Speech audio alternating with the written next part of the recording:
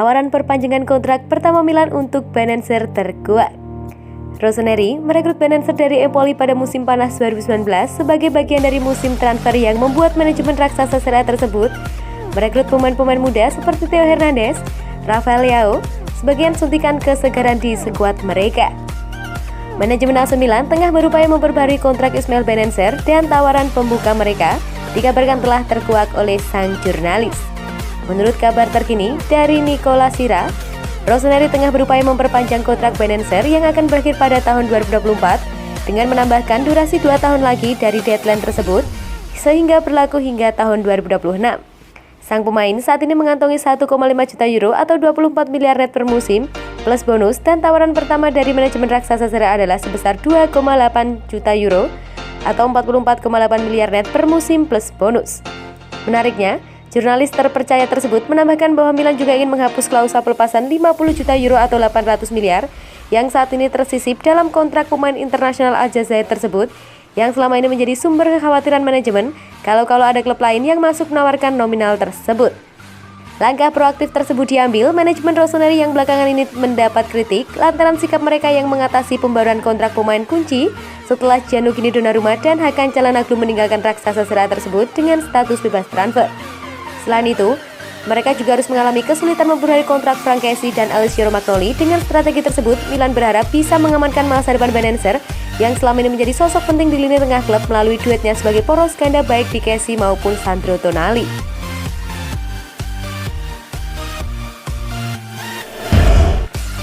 Lolos fase grup Liga Champions bakal beri suntikan besar Mercato Milan. AC Milan akan mendapat tambahan dana yang cukup besar jika mampu lolos dari fase grup Liga Champions, sehingga bisa membantu dalam rencana mereka di bursa transfer.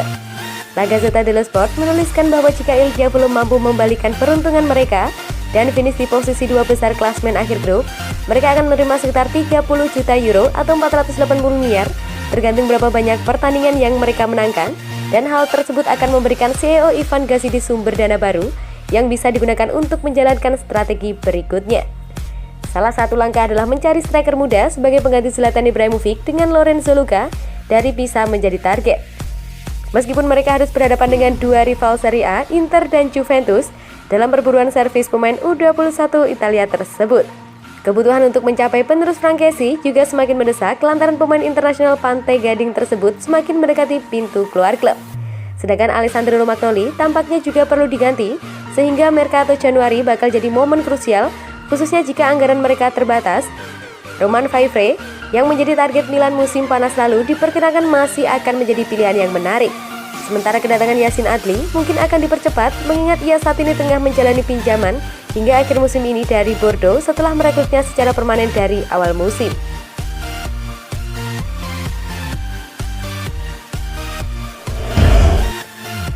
Tahayul dan diskor besar, Milan nikmati perjudian mereka atas Tonali.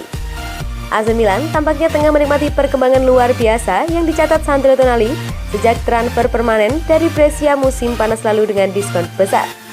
Calcio Mercato menyoroti bagaimana musim perdana Tonali bersama Rossoneri tak sesuai dengan level yang diharapkan manajemen raksasa Serie A.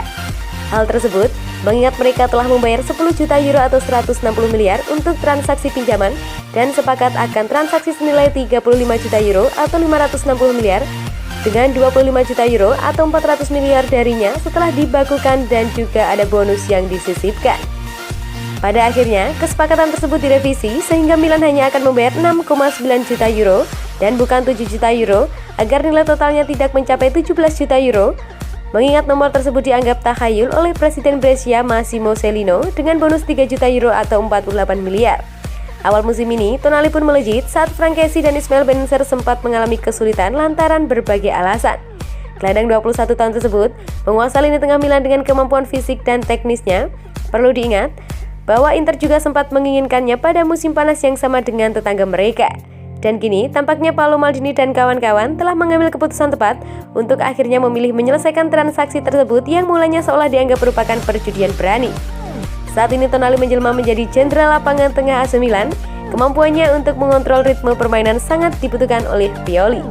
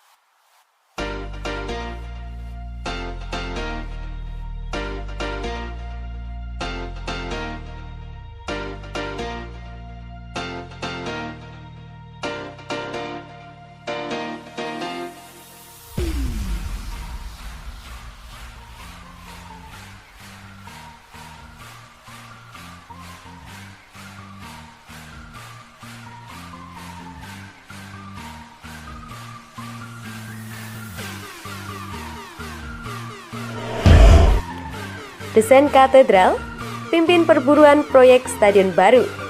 Desain katedral dari Populous dikabarkan tengah memimpin perburuan proyek stadion baru AC Milan dan Inter dengan kedua klub telah melanjutkan kembali prosesnya. Rossoneri dan Nerazzurri telah menggelar pertemuan dengan wali kota Milano, BP Sala, awal pekan kemarin dan hasilnya cukup positif. Kedua klub tersebut sepakat untuk mengubah beberapa poin dan timeline pun telah ditetapkan terkait pembangunan stadion baru. Stadio Giuseppe Meazza atau dikenal sebagai San Siro akan menjadi tuan rumah upacara pembukaan Olimpiade 2026 dan setelah itu akan dipensiunkan. Hal tersebut berarti Il Diavolo dan Beneamata bisa hijrah ke stadion baru mereka paling cepat pada 2027. Sebagaimana yang dikemukakan oleh La Gazzetta dello Sport, desain katedral yang disusun oleh perusahaan Amerika Serikat Populous merupakan yang terdepan dalam perburuan proyek tersebut. Desain cincin dari perusahaan Italia, Manica Sportium, dikabarkan tidak mendapat sambutan yang cukup baik. Populous belum lama ini telah membuka kantor di Milano, dan hal tersebut menjadi indikasi kuat bahwa mereka akan menangani proyek tersebut. Bagaimana yang disebutkan, perjalanan masih sangat panjang, namun setidaknya kini ada timeline yang ditetapkan. Milan dan Inter telah cukup lama mengusulkan rencana pembangunan stadion baru. Akan tetapi, karena berbagai alasan, termasuk pandemi COVID-19 yang melanda dunia, dan pemilihan Dewan Kota Milano, prosesnya pun terhambat dan baru sekarang ada perkembangan konkret terkait proyek tersebut.